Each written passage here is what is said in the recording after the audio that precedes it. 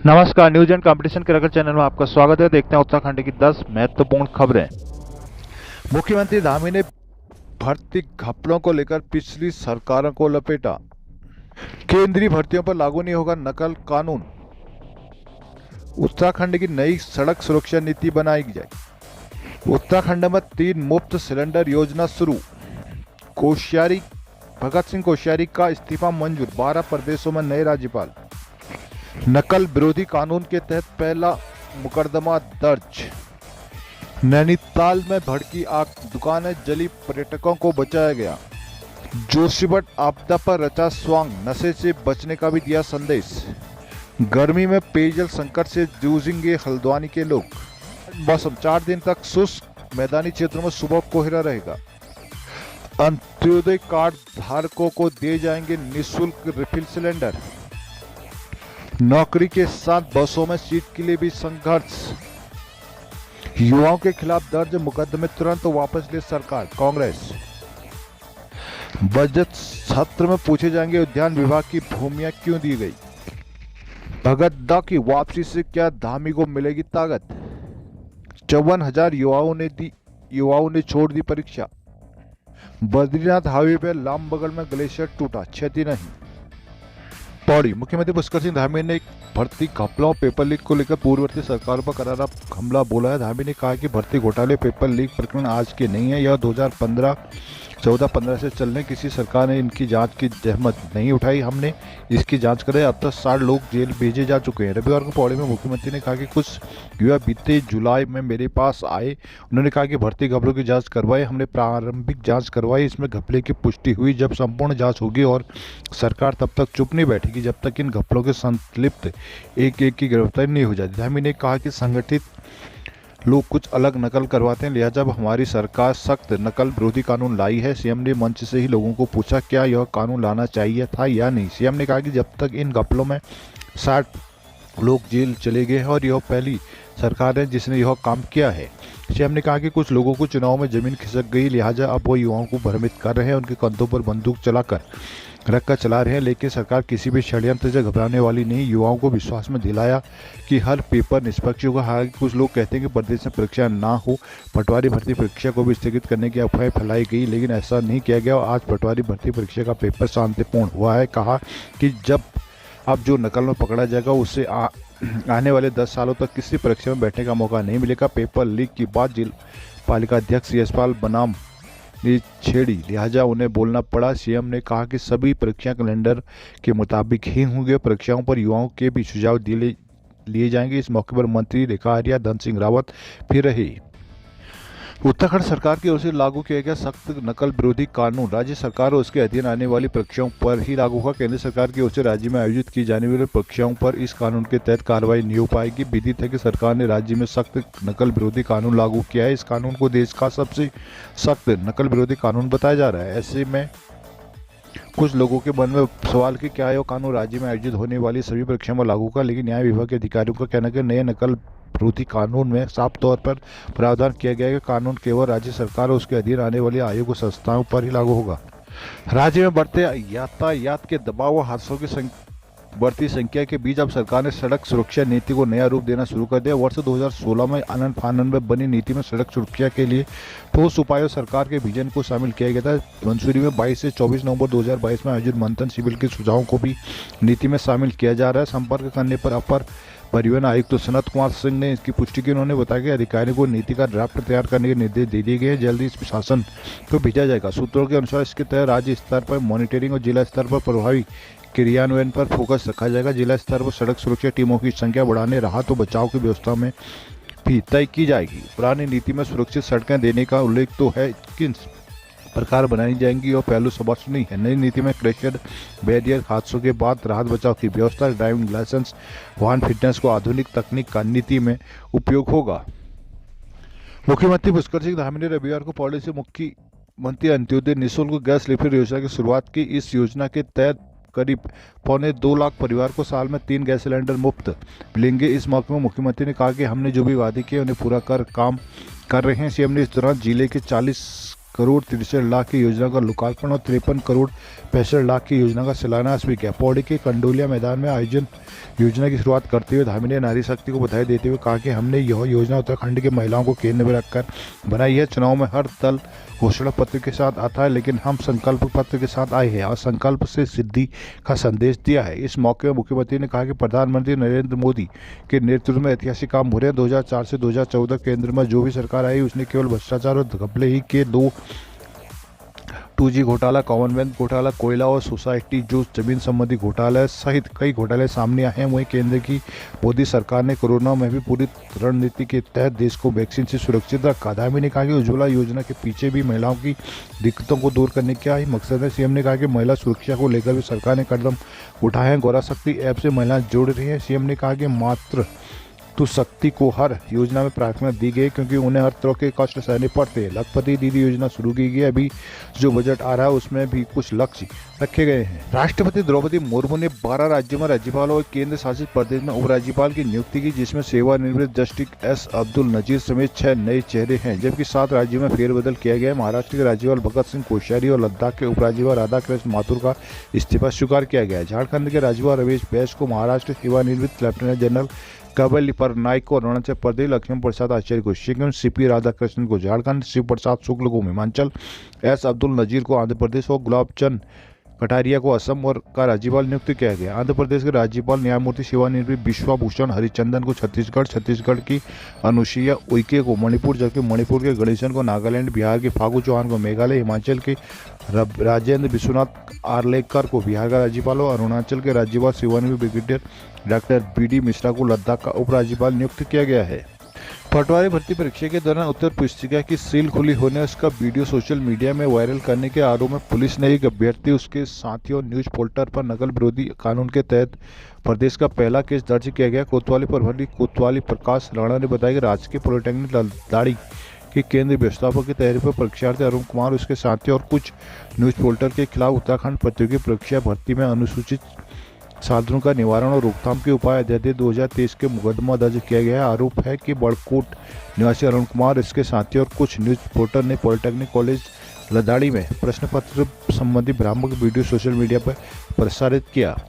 नैनीताल के खड़ी बाजार की 4 दुकानों में रविवार तड़के आग लग गई। चौकीदार ने समय रहते आग को बढ़ते देख उसकी सूचना फायर ब्रिगेड को दे दी। दमकल टीम ने तेजी से दुकानों को चपेट में लहरी आग पर करीब 1.5 घंटे की मशक्कत के बाद काबू पाया। जिन दुकानों में आग लगी उनके ऊपर एक होटल था। एहतियात के तौर पर यहां ठहरे पर्यटकों को भी होटल से बाहर निकाल दिया गया।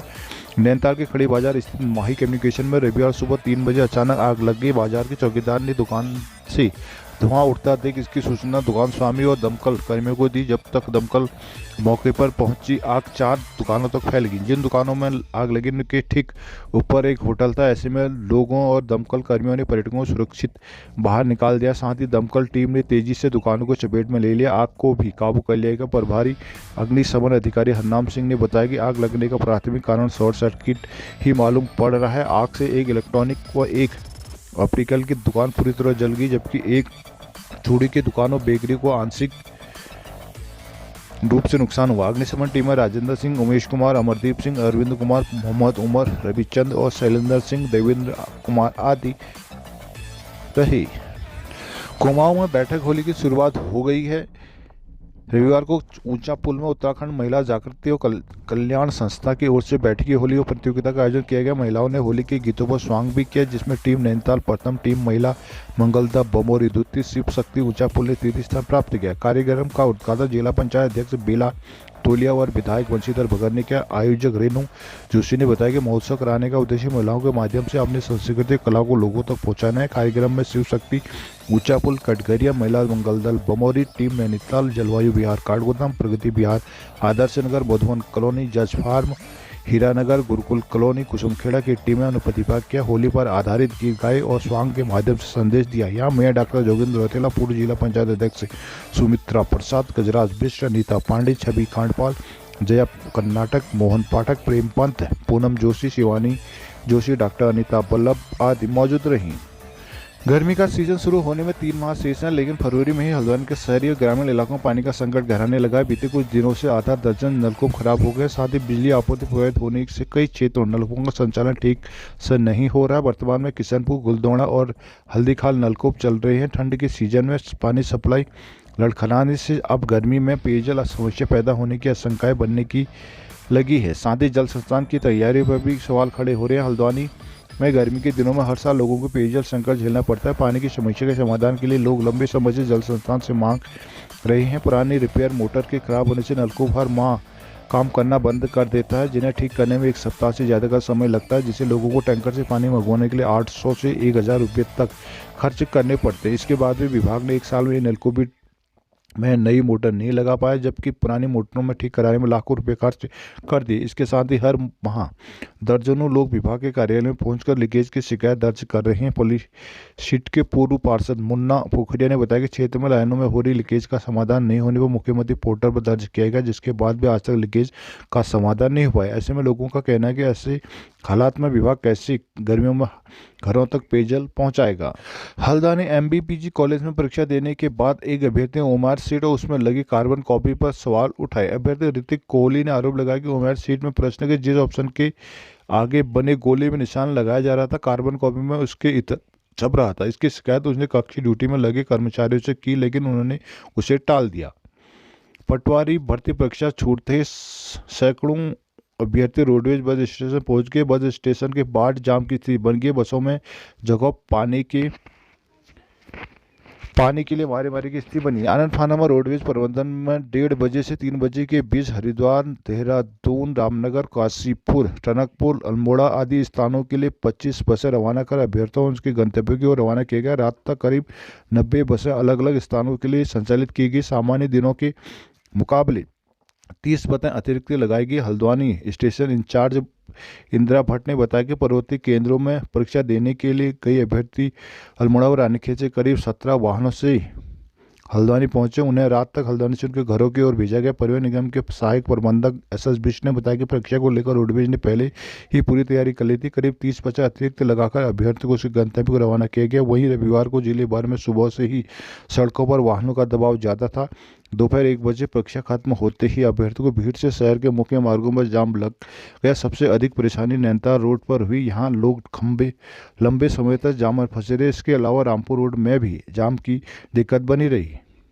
देहरादून में युवाओं पर हुए लाठीचार्ज और उन पर दर्ज मुकदमों से आक्रोशित कांग्रेसी ने रविवार को तिकोनिया स्थित पंडित गोविंद बल्लभ पार्क में धरना प्रदर्शन किया। नेता प्रतिपक्ष यशपाल आर्य, विधायक सुमित हृदय की मौजूदगी में कांग्रेसियों ने राज्य सरकार पर युवाओं के दमन का आरोप लगाया। कहा कि लाठी से पीटने के बाद युवाओं को झूठे मुकदमे लगाकर जेल में डाला जाना लोकतंत्र की हत्या। कांग्रेस के खिलाफ सड़क से सदन तक संघर्ष कर युवाओं को न्याय दिलाएगी। धरना प्रदर्शन के दौरान कांग्रेसियों ने हाथ में तख्तियां लेकर भर्ती घोटालों की सीबीआई जांच की मांग को लेकर सरकार के खिलाफ नारेबाजी की। नेता प्रतिपक्ष यशपाल आर्य ने कहा कि प्रदेश की आम जनता और युवाओं की तरह कांग्रेस की भी मांग है सुप्रीम कोर्ट के जज की निगरानी में सीबीआई जांच होने तक सभी प्रक्रियाएं स्थगित कराई जाए। सवाल उठाया कि युवाओं के हक में भर्ती घोटालों की सीबीआई जांच कराने से आखिर सरकार को परहेज क्यों। उन्होंने दून में गिरफ्तार किए गए युवाओं के मुकदमे वापस लेने की मांग की। हल्द्वानी विधायक सुमित हृदय ने कहा कि जब आयोग का पूरा क्वेश्चन बैंक के लीक हो चुका तो पटवारी भर्ती परीक्षा कराने का कोई औचित्य नहीं बैठता, लेकिन भाजपा सरकार गूंगी बहरी हो चुकी है। देहरादून में जिस तरह युवाओं पर सरेआम लाठियां बरसाई गई वो श्रीनगर के लाल चौक जैसा नजारा था। विधायक ने मांग उठाई कि मुख्यमंत्री धामी से भी उनकी पूरी कैबिनेट को एक साथ इस्तीफा देना चाहिए। पदों पर बने रहने का उन्हें कोई अधिकार नहीं। नैनीताल जिलाध्यक्ष राहुल छिमवाल ने संचालन करते हुए सरकार पर युवाओं के भविष्य से खेलवाड़ करने का आरोप लगाया। महाराष्ट्र के राज्यपाल रहे भगत सिंह कोश्यारी का उत्तराखंड की सियासत में अहम रोल रह चुका है। राज्य के कई नेताओं से उनका गुरु सरीका रिश्ता भी है। अब वो वाकई संन्यास लेंगे या फिर राजनीति में सक्रिय होंगे, इसे लेकर सियासी पिजाओं में सवाल तैरने लगे हैं। बहरहाल माना जा रहा है कि इससे उनके राजनीतिक शिष्य और सीएम पुष्कर सिंह धामी की क्या ताकत बढ़ेगी। उत्तराखंड में भगतदा के नाम मशहूर कोश्यारी महाराष्ट्र के राज्यपाल बनने से पहले तक राज्य में काफी सक्रिय रहे। ठेठ पहाड़ी नेता के रूप में भी उनकी पहचान है। गाँव से लेकर शहरों तक उनके समर्थकों की लंबी फेहरिस्त है। मुख्यमंत्री पुष्कर सिंह धामी और पूर्व सीएम त्रिवेंद्र रावत उनके राजनीतिक शिष्य के रूप में शुमार है। हालांकि सीएम बनने के कुछ समय बाद त्रिवेंद्र व उनकी दूरियां बढ़ गई। राज्य गठन से लेकर अब तक भगतदा का उत्तराखंड की सियासत में अच्छा खासा दखल रहा। अंतिम सरकार में वो मुख्यमंत्री बनने के प्रबल दावेदार थे, लेकिन तब नित्यानंद स्वामी को यह बागडोर मिली तो कोश्यारी और डॉक्टर रमेश पोखरियाल निशंक विरोध में खड़े हो गए, जिसके चलते स्वामी पूरा कार्यकाल भी नहीं बिता पाए। उन्हें हटाकर 30 अक्टूबर 2001 में भगतदा को मुख्यमंत्री के रूप में ताजपोशी सौंपनी पड़ेगी। हालांकि विधानसभा चुनाव के चलते उनका लगभग 4 माह का ही कार्यकाल रहा। नकल विरोधी नया कानून लागू होने के बाद पहली भर्ती परीक्षा रविवार को संपन्न होगी। बेरोजगार के आंदोलन और बहिष्कार अपील के बीच हुई पटारी भर्ती पुनर्परीक्षा में पिछली बार के मुकाबले 7% उपस्थिति कम रही। पिछली बार 8 जनवरी को आयोजित परीक्षा में जिसमें 72.1% उपस्थिति गई थी, जबकि दूसरा रविवार को आयोजित परीक्षा में कुल उपस्थिति 65.6% ही पहुंच पाई। परीक्षा के लिए 1,58,210 अभ्यर्थी पंजीकृत थे, जिनमें से रविवार को 54,480 गैर हाजिर रहे। उत्तराखंड लोक सेवा आयोग के सचिव गिरधारी सिंह रावत ने कहा कि किसी भी परीक्षा केंद्र में गड़बड़ी या कोई बड़ी शिकायत सामने नहीं आई है। अभ्यर्थियों ने बताया कि पिछली बार के परीक्षा के प्रश्न पत्रों से रविवार की परीक्षा में एक भी प्रश्न नहीं पूछा गया था। देहरादून में कई युवाओं ने पेपर नहीं दिया और वे धरना देने कलेक्ट्रेट स्थित शहीद स्मारक पहुंचे। यहाँ अपने साथी की मांग को लेकर लगातार तीसरे दिन भी बेरोजगारों का धरना जारी रहा। गोपेश्वर डिग्री कॉलेज में एक परीक्षार्थी ने पेपर सेट खुला मिलने की शिकायत की। परीक्षार्थी की परीक्षा पर उसके तत्काल दूसरा पिनअप वाला पेपर सेट दिया गया। परीक्षा ड्यूटी दे रहे एक शिक्षक ने बताया कि नियमानुसार 100 पेपरों का बंडल सील्ड था, जिसमें से 3 पेपर पिनअप न होने की जानकारी मिली है। पिथौरागढ़ महिला सशक्तिकरण का नारा देने वाले राजनीतिक दल महिला जनप्रतिनिधियों को मंत्रिमंडल में तवज्जो नहीं देते। यह स्थिति तब है जब देश में लगभग आधी आबादी महिलाओं की है। एडीआर के मुताबिक 28 राज्यों के 2 केंद्र शासित प्रदेशों के मंत्रिमंडल में महिलाओं की भागीदारी 9% है। दिल्ली, हिमाचल सहित 9 विधानसभाओं में तो महिला मंत्रियों की भागीदारी शून्य है। उत्तराखंड में 9 में से केवल 1 महिला को मंत्री पद की कुर्सी मिली है। Association for democratic reform ADR ने वर्तमान मंत्रिपरिषद के शपथ पत्रों के आधार पर बीते दिनों एक रिपोर्ट जारी की। रिपोर्ट के मुताबिक 28 राज्यों के 2 केंद्र शासित प्रदेशों के 558 मंत्रियों का विश्लेषण किया गया, जिसमें महिला मंत्रियों की संख्या महज 51 थी, जबकि पुरुष मंत्रियों की संख्या महिला मंत्रियों की अपेक्षा 9 गुना अधिक यानी 507 है। पश्चिम बंगाल में सर्वाधिक 8 महिला मंत्री हैं। उड़ीसा और उत्तर प्रदेश में 5-5 महिलाएं मंत्री पद पर विराजमान है।